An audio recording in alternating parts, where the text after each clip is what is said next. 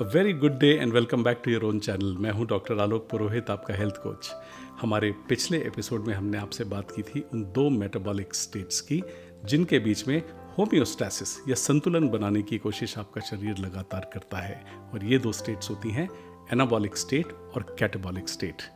इन दो स्टेट्स के बीच में किसी भी मेटाबॉलिक डिजीज़ में अगर आप दुर्भाग्यवश पहुंच जाते हैं तो वहाँ से लौटने का रास्ता आपको इनमें एक संतुलन पुनर्स्थापित करके आप कैसे आ सकते हैं, इस बात की जानकारी आपको शायद उस एपिसोड से लग गई होगी। आज के इस एपिसोड में हम बात करेंगे एक ऐसी थेरेपी की जो उन लोगों के लिए ख़ास तौर पर उपयोग की जाती है जिन लोगों का डायबिटीज़ डिटेक्शन जस्ट ना हुआ है और उनके पैरामीटर्स बहुत ज़्यादा आउट ऑफ सिंक होते हैं। फॉर एग्जाम्पल, अगर ब्लड शुगर लेवल्स 300, 350, 400 के लेवल्स पर अगर खुलते हैं, उसके अलावा कोलेस्ट्रॉल के बहुत ज़्यादा डिस्टर्ब्ड लेवल्स हैं, ट्राइग्लिसराइड्स के लेवल्स बहुत ऊपर हैं, वो बहुत ओवरवेट ओबीज़ हैं, उनमें फैटी लिवर जैसी चीज़ें पाई जाती हैं, तो उस कंडीशन में आपके फिजिशियंस हो सकता है कि इस थेरेपी का उपयोग करें। बीटा सेल रेस्ट थेरेपी के सिद्धांत इस बात पर आधारित है कि जब आप वेट गेन करते हैं, बहुत ज़्यादा आपका इंटेक होता है, कार्बोहाइड्रेट्स का इंटेक बढ़ता है, अल्कोहल का इंटेक बढ़ता है, आपके लिवर की फंक्शनिंग बहुत अफेक्ट होती है और आपके बीटा सेल बहुत ज़्यादा मेहनत करते हैं उस कार्बोहाइड्रेट इंटेक और फूड इंटेक को मैच करने के लिए अपने इंसुलिन लेवल से, और आपकी बॉडी वेट गेन करती है, जिसके कारण जितना भी इंसुलिन आप सेक्रेट करते हैं उसकी एफिशिएंसी भी धीरे धीरे गिरती चली जाती है। और जब वो स्थिति आती है कि आपकी बॉडी में इंसुलिन बहुत सारा बन रहा है लेकिन वो काम नहीं कर रहा है, इसलिए आपके पैनक्रियास को बहुत ओवर टाइम काम करना पड़ता है और उस स्थिति में इवन पैनक्रियास के ऊपर भी इन्फ्लेमेशन आना शुरू हो जाता है। ग्लूकोटॉक्सिसिटी की वजह से आपका पैनक्रियास बहुत ओवरवेल्म्ड होता है और उस स्थिति में अगर आप कोई ऐसा इंटरवेंशन ना करें तो आपके लिए बहुत मुश्किल लंबे समय तक रहती है। यानी उससे बाहर आने के लिए यदि आप वॉलंटरली कोई ऐसा इंटरवेंशन करते हैं जिससे इस स्थिति को तुरंत काबू किया जा सके, यानी एक इमरजेंसी की स्थिति को आप तत्काल काबू में करें और उसके बाद अपने लाइफस्टाइल चेंजेस को धीरे धीरे अपनी दिनचर्या में शामिल करें। बीटा सेल रेस्ट थेरेपी में जब बीटा सेल्स बहुत ज़्यादा ओवरवर्कड होते हैं तो उनकी काम करने की क्षमता बहुत गिर जाती है और ऐसे समय पर जब आपकी इंसुलिन की ज़रूरत ज़्यादा होती है तो आप पैनक्रियास को किसी भी हालत में नॉर्मल कोर्स में रेस्ट नहीं दे पाते हैं।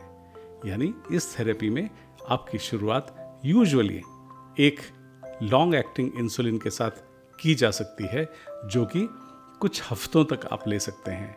उदाहरण के लिए यदि लगभग 1 माह के लिए आप डिपेंड करता है कि आपके लेवल्स कितने हैं, 10, 12, 15, 18 यूनिट्स जो भी आपको लगती हैं, हो सकता है कि आपके फिजिशियंस आपको रिकमेंड करें। और ये एक बहुत ही इफ़ेक्टिव तरीका है एक्सोजेनस इंसुलिन से आपकी बॉडी को और आपके पैनक्रियास को सपोर्ट करने का।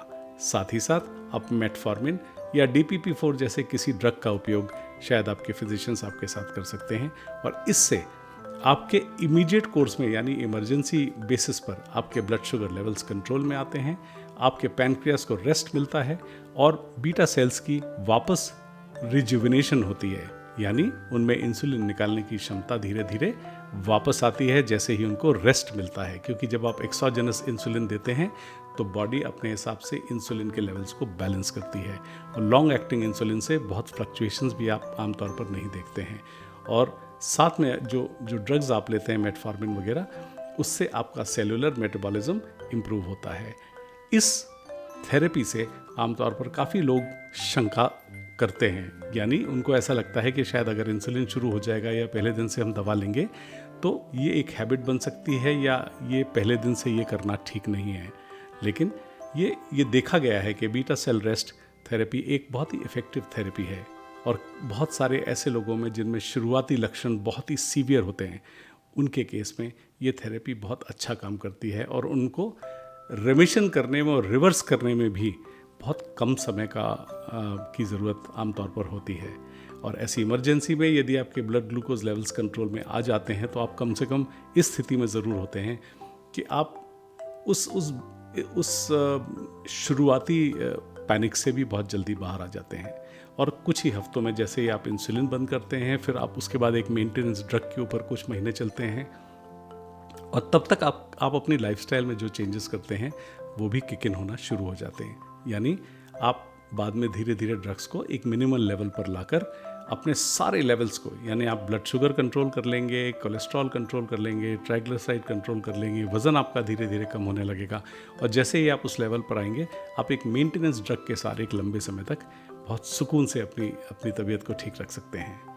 बीटा सेल रेस्ट थेरेपी के बारे में आपके डॉक्टर्स आपको तभी सजेस्ट करते हैं जब आपको शायद इसकी आवश्यकता हो या आपके HbA1c लेवल्स बहुत ज़्यादा बिगड़े हुए हों। तब आपको किसी भी किस्म के पैनिक की ज़रूरत नहीं है। यदि आपके डॉक्टर सजेस्ट करें तो बेझिझक इसका इस्तेमाल कीजिए और ये मानकर चलिए कि इंसुलिन लेना ये कोई ना तो हैबिट फॉर्मिंग है, ये हमारे शरीर की स्वाभाविक ज़रूरत है। और जिस समय आपके लेवल्स बहुत डिस्टर्ब हों, इसको लेने में आपको संकोच नहीं करना चाहिए। इंसुलिन एक लाइफ सेवर हार्मोन है।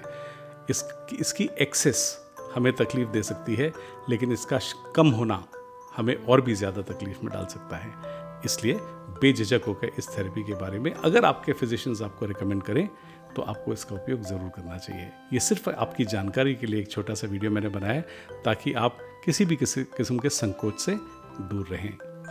Thank you very much for your precious time.